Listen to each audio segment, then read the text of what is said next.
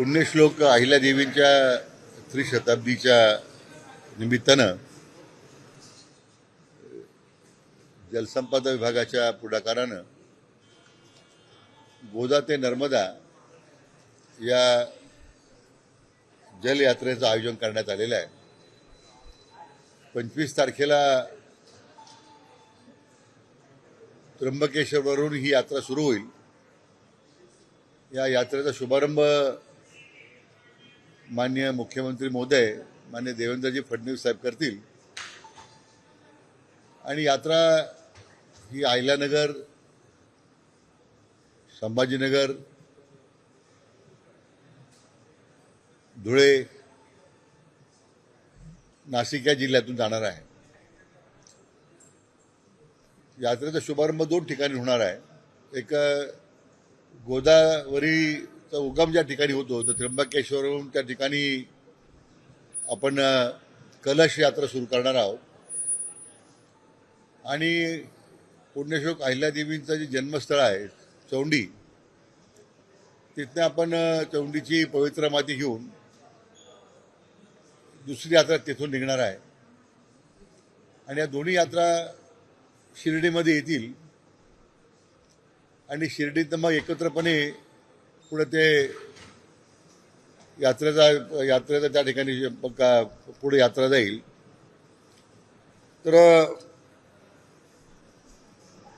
विशेष करून आज राज्यातील साधारण प्रमुख 30 खोऱ्यातून 30 नद्यांचं पाणी आम्ही एकत्र करतोय आणि ते शिर्डीमध्ये एकत्र करून मग महेश्वरा त्या ठिकाणी आपण अहिल्यादेवींच्या नर्मदा तीरावर असणाऱ्या गावामध्ये आपण जाणार आहोत।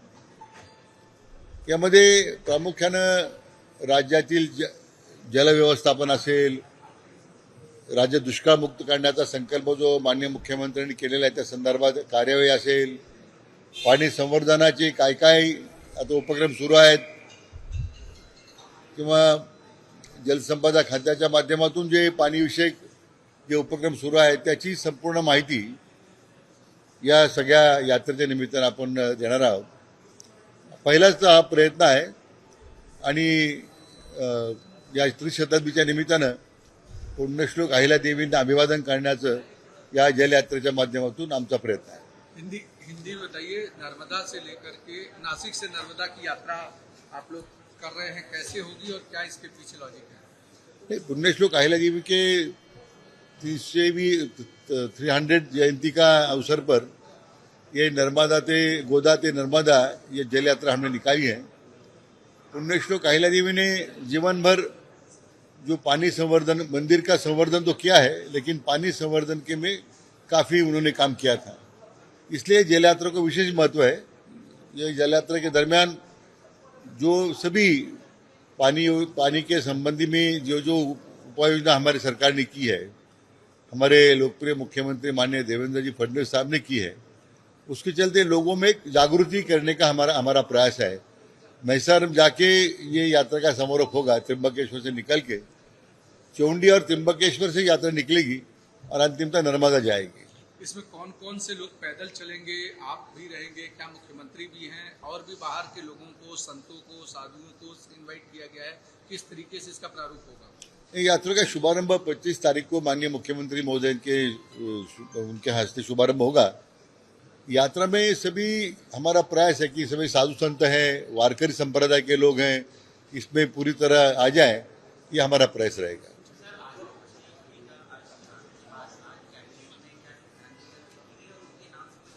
ट्रस्ट बनाने को लेकर आज मंत्रिमंडल ने आज स्वर्गीय आशाजी भोसले के निधन के अवसर पर श्रद्धांजलि अर्पण की है और उसके चलते उनका जो एक सपना था कोई प्रकल्प शुरू करने का, तो उसको आगे ले जाने की बात माननीय मुख्यमंत्री ने कही है।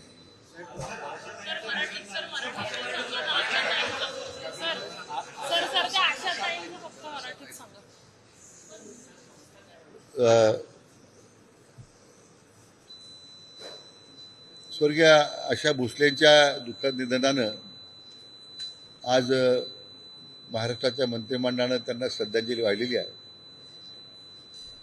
आणि त्यांनी एक प्रकल्प सुरू करण्याची विनंती केली होती माननीय मुख्यमंत्री महोदयांना। तर तो प्रकल्प पूर्णतेला नेण्यासंदर्भात माननीय मुख्यमंत्र्यांनी त्यासाठी सूतोवाच केलेला आहे आणि राज्य सरकारच्या वतीने तो प्रकल्प पूर्ण केला जाईल.